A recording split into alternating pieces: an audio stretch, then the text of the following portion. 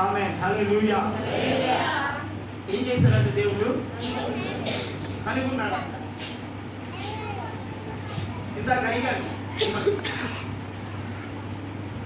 ఒక వ్యక్తిని దేవుడు ఎప్పుడు కనుగొంటాడు, ఏ స్థితిలో ఉంటే కనుగొంటాడు అని అడిగినప్పుడు సమాధానం ఏమొచ్చిందంటే, దావీదు దేవుని హృదయములో ఏమున్నదో ఎరిగి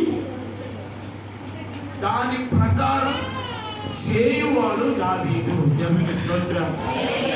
అందుకనే దావీదును దేవుడు కనుగొన్నాడు అన్నాడు. ఓకే ఓకే ఇప్పటి వరకు ఆ మాట ఉంది.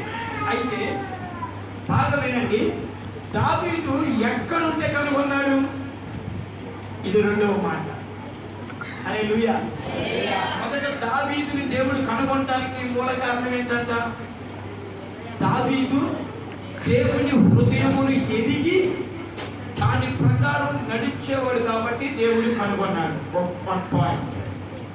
రెండో పాయింట్ ఏంటయ్యా అంటే, అసలు దావీదు ఎక్కడుంటే కనుగొన్నాడు? హల్లెలూయా. దేవునికి స్తోత్రం. ఎక్కడుంటే కనుగొన్నాడు? చూద్దాం. కీర్తనలు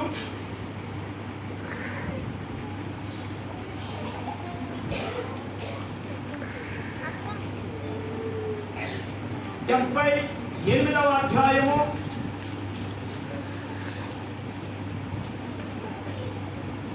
70వ వాక్యం నుంచి చదువుకుందాం. బాగా వినండి, దేవుడు ఎక్కడ ఉంటే దావీదును కనుగొన్నాడు ఈ రోజు నువ్వు తెలుసుకుందావు కాక. అదే ఇది రెండో పాయింట్. ఏంటిది? మొదటి పాయింట్ ఏంటి? దావీదుని దేవుడు ఎందుకు కనుగొన్నాడు అంటే, దావీదు దేవుని హృదయముని ఎరిగి, హృదయములో ఏమున్నదో ఎరిగి ఆ ప్రకారము భక్తి చేసిన వాడు, నడిచిన వాడు కనుక దావీదుని దేవుడు ఎన్నుకున్నాడు. దేవునికి స్తోత్రం.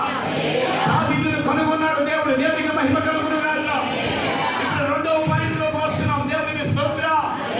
దావీదు ఎక్కడ ఉంటే కనుగొన్నాడు? ఏ స్థలములో ఉంటే కనుగొన్నాడు? ఏ స్థితిలో ఉంటే దావీదును దేవుడు కనుగొన్నాడు? దేవుని వాక్యములో నుండి మనము తేటగా నేర్చుకుందాము గాక. హల్లెలూయా.